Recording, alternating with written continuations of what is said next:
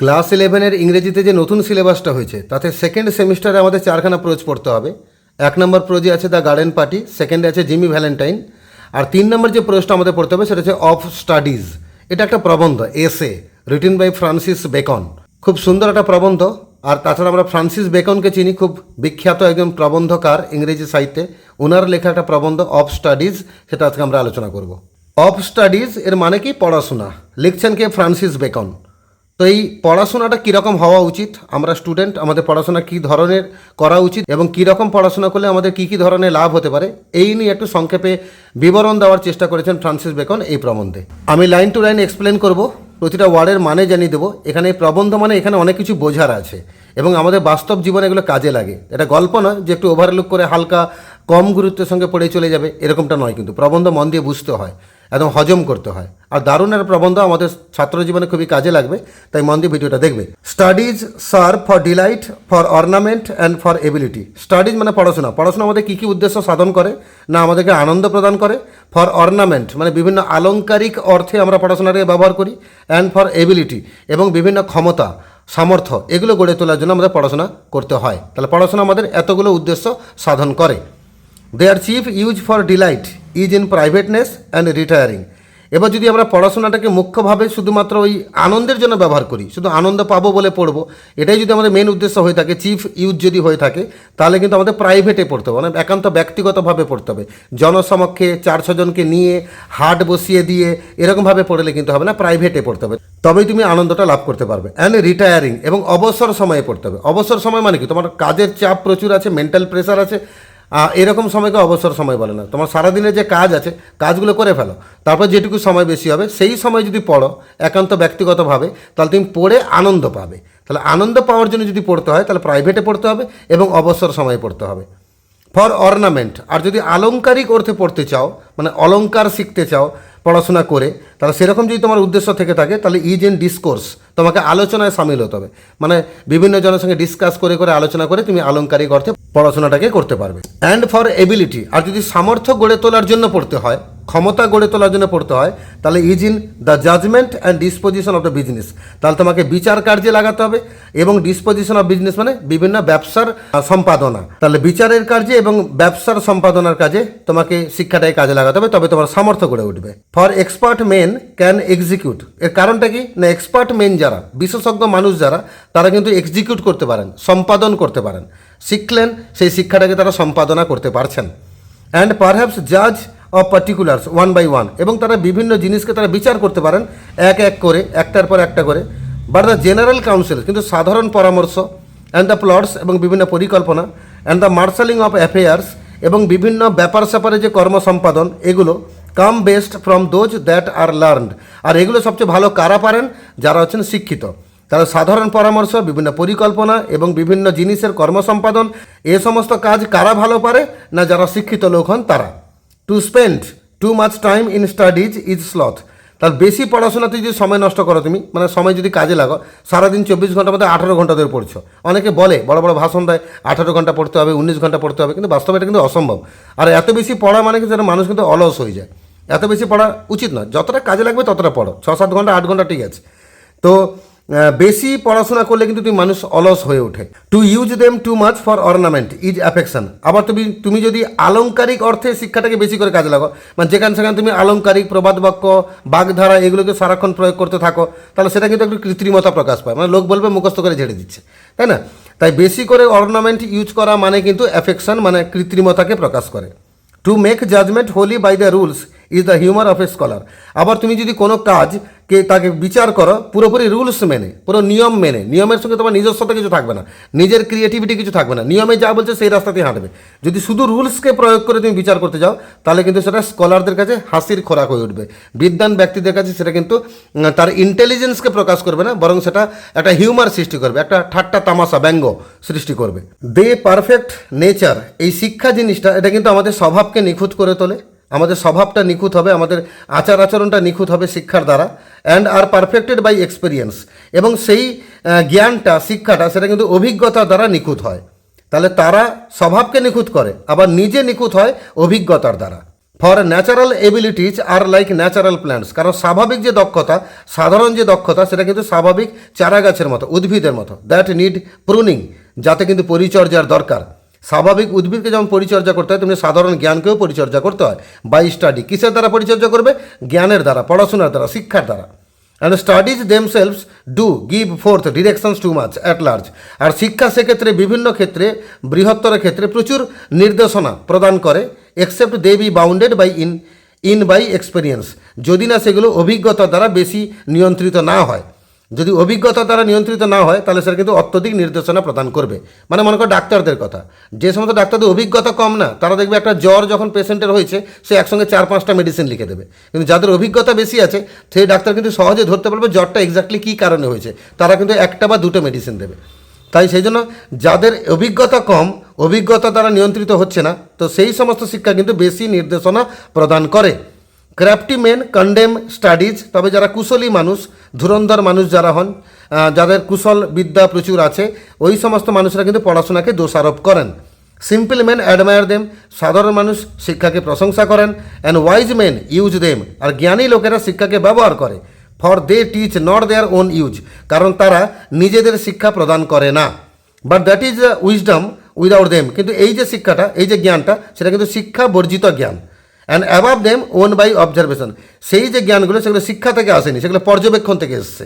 Read not to contradict and confuse, তাই কোনোদিন বিরোধিতা করার জন্য বা কোনো কিছু ভুল ধরার জন্য পড়াশোনা করো না। তুমি পড়াশোনা অবশ্যই করবে, কিন্তু পড়ো না, মানে উদ্দেশ্য তোমার এমনটা হওয়া উচিত কখনোই নয় যে তুমি পড়বে ওই বিরোধিতা করার জন্য, অথবা তুমি কনফিউজ করার জন্য, মানে কি ভুল ধরার জন্য, ওই ভুল খোঁজার জন্য বা বিরোধিতা করার জন্য পড়বে, এরকমভাবে পড়ে লাভ নেই, এরকম পড়াশোনা করবে না।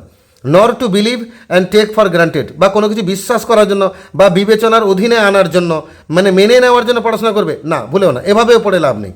Nor to find talk and discourse, এবার কোথাও কথা বলবে, আলাপ আলোচনা করবে, তার জন্য তুমি রসদ সংগ্রহ করতে চাইছো, এরকমভাবে পড়াশোনা করবে না। স্কুলে অনুষ্ঠান হচ্ছে, তোমাকে শিক্ষক দিবসের ভাষণ দিতে বলা হলো, তুমি সেই ভাষণে বাড়ি থেকে মুখস্থ করে গেলে, তার মানে কি তুমি সেই রসদ বা উপাদান সংগ্রহের জন্য পড়াশোনা করেছো, এরকম পড়াশোনা করে লাভ নেই। কারণ সেরকম হলে কী হবে, তুমি হয়তো শিক্ষক দিবসের দিন ভাষণ দিয়ে দিচ্ছ, কিন্তু একইভাবে তোমাকে যদি দাঁড় করে দেওয়া হয় স্বাধীনতা দিবসের দিন কিছু একটা বলো, তখন তুমি কিন্তু আটকে যাবে, আর বলতে পারছো না। তার মানে তুমি মুখস্থ বিদ্যার উপর নির্ভর করে গেছিলে।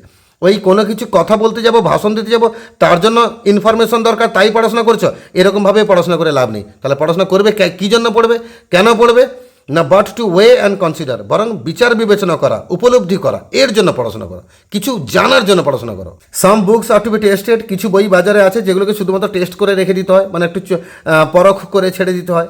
আদার্স টু বি সোয়ালোড, আবার কিছু বই আছে যেগুলোকে গিলে খেতে হয়। And some few to be chewed and digested, আবার কিছু বই এমন আছে যেগুলোকে চিবাতে হবে, তোমাকে হজম করতে হবে, মানে প্রতিটা লাইনের মানে, প্রতিটা অক্ষরের মানে, প্রতিটা শব্দের মানে, এগুলো সবই তোমাকে বুঝতে হবে। That is some books are to be read only in parts, তার মানে হচ্ছে কিছু বই আছে যেগুলোকে পার্টসে ভাগ করে পড়ে নিতে পারো, first part, second part, third part করে একটু হালকা পড়ে নিলে হবে। আর আদার্স টু বি রেড, আবার কিছু অন্য বই আছে যেগুলো জাস্ট পড়তে হয় তাই পড়ে নিতে হবে, বাট নট কিউরিয়াসলি, খুব একটা আগ্রহ দেখিয়ে পড়তে হবে না। But some few to be read wholly, আবার কিছু বই এমন আছে যেগুলোকে পুরোপুরি পড়তে হবে, প্রত্যেকটা লাইন পড়তে হবে, and with diligence and attention, এবং পরিশ্রম দিয়ে মনোযোগ সহকারে পড়তে হবে তোমাকে। Some books also may read by deputy, আবার কিছু বই আছে কম গুরুত্বপূর্ণ, সেগুলোকে তুমি কোনো সহকারীকে দিয়ে পড়িয়ে নিতে পারো, বা তোমার পাশে করে ছোটো ভাই বা বোনকেও পড়ে দেবে, তুমি একটু বাংলা মানে শুনে নিলে, তো এরকমভাবে পড়িয়ে দিলে হবে। ডেপুটি মানে সহকারী। And extract made of them by others, এবং অন্যরা তার কিছু সারসংক্ষেপ করে দেবে, নির্যাস বার করে সারাংশের আকারে তোমাকে শুনিয়ে দেবে, সেরকমভাবে পড়ে নিলে হবে। এরকম কিছু বই বাজারে আছে, but that would be only in the less important arguments, তবে সেগুলো কোন বইগুলো, যেগুলো কম গুরুত্বপূর্ণ বই আছে সেই বইগুলো তুমি এভাবে পড়তে পারবে।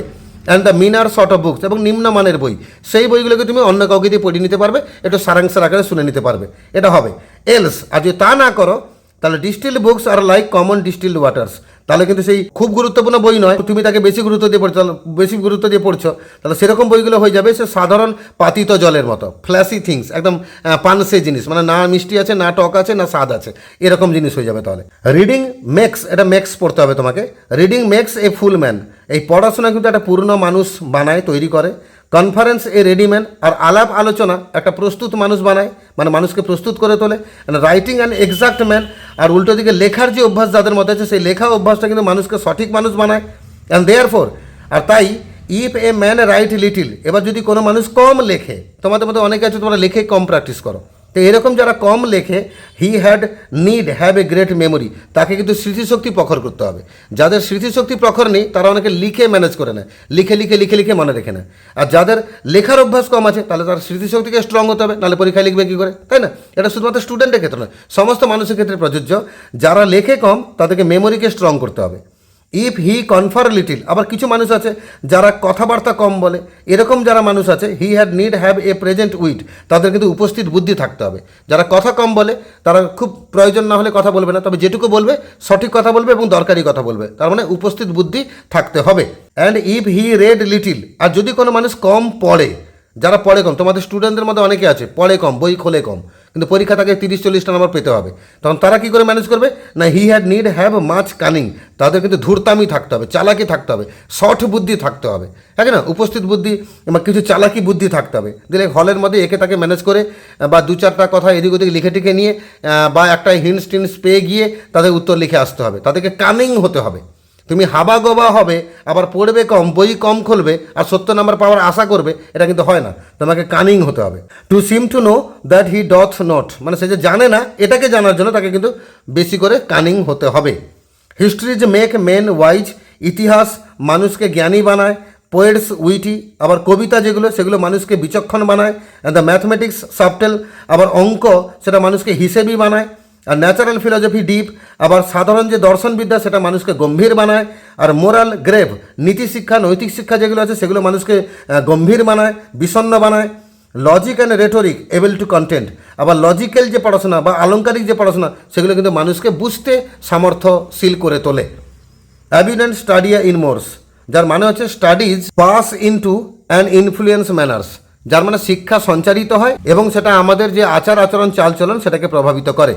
নেই, there is no stone or impediment in the wit but may be wrought out by fit of studies, শিক্ষার ক্ষেত্রে এমন কোনো বাধা নেই যেটা উপযুক্ত পড়াশোনা করে সেই বাধাকে দূর করা যাবে, এমন কোনো বাধা নেই। যদি সঠিক পদ্ধতি অবলম্বন করো তাহলে পড়াশোনার ক্ষেত্রে সমস্ত বাধাকে অতিক্রম করা সম্ভব। Like as diseases of the body may have appropriate exercises, যেমন আমাদের শরীরে, মানব শরীরে বিভিন্ন রোগ থাকে আর সেই রোগ নিরাময়ের জন্য বিভিন্ন অনুশীলন আছে। সেই শরীর চর্চা বা সেই অনুশীলনগুলো যদি তুমি নিয়মিত প্র্যাকটিস করো তাহলে শরীরের তুমি অনেক রোগকে দূর করতে পারবে। Bowling is good for the stone and Reigns, stone মানে ওই পিত্তথলিতে পাথর, আর রেন্স মানে বৃক্ষ। তো পিত্তথলিতে পাথর বা বৃক্কের বা যে রোগগুলো আছে, পিত্তথলিতে পাথর বা বৃক্কের যে রোগগুলো আছে সেগুলোর জন্য বোলিং ভালো, মানে যারা রেগুলার বোলিং করে তারা কিন্তু পিত্তথলিতে পাথরকে সরাতে পারবে এবং তাদের বৃক্কের কোনো গন্ড মানে কিডনির কোনো প্রবলেম হবে না। Shooting for the lungs and breast, আর যারা বন্দুকে শ্যুট করতে ভালোবাসে, নিয়মিত শ্যুট করে, সেটা কিন্তু খুব ভালো অভ্যাস ফুসফুসের জন্য এবং বুকের জন্য। ফুসফুস এবং বুকজনিত সমস্যা, শ্বাসজনিত সমস্যা, সেটাকে অনেকটা রিলিফ পাইয়ে দেয় আমাদের শুটিংয়ের অভ্যাস। Gentle walking for the stomach, আর যারা নিয়মিত কম বেশি হাঁটাচলা করে তাদের পাকস্থলী ভালো থাকে, তাদের পাকস্থলী কিন্তু সুস্থ থাকে। রাইডিং ফর দ্য হেড, আর যারা মাথার একটু প্রবলেম হয়, মাথা যন্ত্রণা করে, মাথা দিক দিক দিক দিক করে, তো তাদের ক্ষেত্রে রাইডিং ভালো, মানে ঘোড়ার পিঠে চড়া, এটা ভালো। ঘোড়ার পিঠে বসে তোমাকে ছুটতে হবে, ঘোড়া ছুটবে তুমি উপরে বসে থাকবে, সেটা কিন্তু ভালো, মাথা ধরাটাকে কমিয়ে দেয় অনেকটা। অ্যান্ড দ্য লাইক এবং ইত্যাদি ইত্যাদি। So if a man's wit be wandering, যদি কোনো মানুষের মনটা বুদ্ধিটা ঘুরঘুর ঘুরঘুর করছে, মানে কি ইতস্তত হচ্ছে, বিক্ষিপ্ত হয়ে যাচ্ছে, এক জায়গায় সে মনটাকে বসাতে পারছে না, অস্থির মন যাদের, let him study the mathematics, তাদেরকে অঙ্ক করতে বসিয়ে দাও। অঙ্ক করলে কিন্তু মনটা আর ঘুরঘুর করবে না, এক জায়গায় ফিক্সড হয়ে যাবে। ফর ইন ডেমনস্ট্রেশনস, আবার যখন আলোচনার সময় বা নির্দেশনার সময় বা ব্যাখ্যা দেওয়ার সময়, if his wit be called away never so little, যদি তার জ্ঞানটাকে মনে হচ্ছে কোনো জায়গায় এক জায়গায় স্থির থাকছে না, খুব কম মনে হচ্ছে, জ্ঞানটা সামর্থ্য কুলাচ্ছে না, এরকম যদি দেখতে পাও, হি মাস্ট বিগিন এগেন, তাহলে তাকে ওইখানে কাজটা বন্ধ করে দিয়ে আবার তাকে নতুন করে কাজ শুরু করতে বলো, দেখবে সে সফল হয়ে যাবে। If his wit be not apt to distinguish or find differences, যদি কারো বুদ্ধি কোনো দুটো জিনিসের মধ্যে পার্থক্য খুঁজতে পারছে না, পার্থক্য করতে পারছে না, এরকম যদি বুদ্ধি তালগোল পাকিয়ে যাচ্ছে, তাহলে সেরকম ক্ষেত্রে ওই ব্যক্তিকে তুমি বলো লেট হিম স্টাডি দ্য স্কুলম্যান, তাহলে স্কুলম্যানদের যে পড়াশোনা, লেখাপড়া এগুলোকে দেখতে বলো, দেখবে তাদের কিন্তু ওই বিভিন্ন জিনিসকে পার্থক্য করার যে ক্ষমতাটা তার অটোমেটিক তৈরি হয়ে যাবে। ফর দে আর সিমিনি সেক্টরস, যার মানে হচ্ছে স্প্লিটার্স অফ হেয়ার্স, এগুলো হচ্ছে চুলের বিভাজনের মতো সূক্ষ্ম সূক্ষ্ম পার্থক্য করে দেবে। এই সিমিনি সেক্টর জিনিসটা কি, এটা আমি তোমাদের একটা পরে ছোট্ট একটা ভিডিও বানিয়ে দেবো, সেখানে এক্সপ্লেন করে দেবো সিমিনি সেক্টর জিনিসটা কি, মানে চুলকেও সূক্ষ্মভাবে বিভাজন করতে পারার যে ক্ষমতাটা, সেটাকে নিয়ে একটু এক্সপ্লেনেশনের দরকার আছে, আর আমি পরে আরেকটা পার্ট ভিডিও বানিয়ে দেবো। If he be not apt to beat over matters, আবার যদি কোনো হয়তো কেউ কোনো পড়াশোনা করতে গিয়ে কোনো জিনিসকে বুঝতে পারছে না, and to call up one thing to prove and illustrate another, আবার কোনো জিনিসকে প্রমাণ করতে গিয়ে সে কী কী মনে করতে পারছে সেটা মনে করতে পারছে না, বা আরেকটা জিনিসকে ব্যাখ্যা করে বলতে পারছে না, let him study the lawyers case. এরকম যদি কারো মাথাকে দেখতে পাচ্ছ, তাহলে তাকে বলো বিভিন্ন উকিলের যে কেসগুলো, গবেষণাগুলো, সেগুলোকে পড়তে বলো, দেখবে তার ব্রেন কিন্তু ভালোই কাজ করে যাবে। So every defect of mind may have a special receipt. তাই মনের যে কোনো ত্রুটি, যে কোনো গলদ, যে কোনো ফল্ট, তার কিন্তু সত্যিকারে একটা রেমেডি, প্রতিকার, সমাধান, উপায় অবশ্যই আছে। তো খুঁজে নিতে হবে সঠিক পড়াশোনা করে। তো আমাদের এই ছোট্ট প্রবন্ধ কিন্তু এখানে অনেক কিছু শেখার আছে। তা পড়াশোনা কেমন হওয়া উচিত, ব্রেনের গঠন কেমন হওয়া উচিত, কোন সিচুয়েশনে কীভাবে হ্যান্ডেল করা উচিত, এই সমস্ত তথ্য আমরা পেলাম ফ্রান্সিস বেকনের এই ছোট্ট প্রবন্ধ অফ স্টাডিজ থেকে। পারলে ভিডিওটা আরেকবার দেখে নাও, তোমাদের ধারণা অনেকটা পরিষ্কার হয়ে যাবে। বাকি এখান থেকে প্রশ্নোত্তর কী হবে না হবে এগুলো আমি খুব সহজ করে একদম নিজের ভাষায় বানিয়ে দিয়ে আপলোড করে দেবো। তোমাদের সেকেন্ড সেমিস্টার পরীক্ষার প্রস্তুতি তোমাদের কমপ্লিট করিয়ে দেবো। যারা চ্যানেলে নতুন আছো তারা চ্যানেলটাকে সাবস্ক্রাইব করে রাখো। আর বাকি 1 নম্বর গদ্য, 2 নম্বর গদ্য সবই পড়ানো ভিডিও আমার চ্যানেলে রয়েছে। ভিজিট করো, প্লেলিস্টকে ক্লিক করো, 11 ভিডিও বার করো, সেগুলো সবই পেয়ে যাবে। আর যারা নতুন আছে চ্যানেলটাকে সাবস্ক্রাইব করতে ভুলবে না, তোমাদের প্রয়োজনীয় ভিডিও এই চ্যানেলেই আপলোড হতে থাকবে।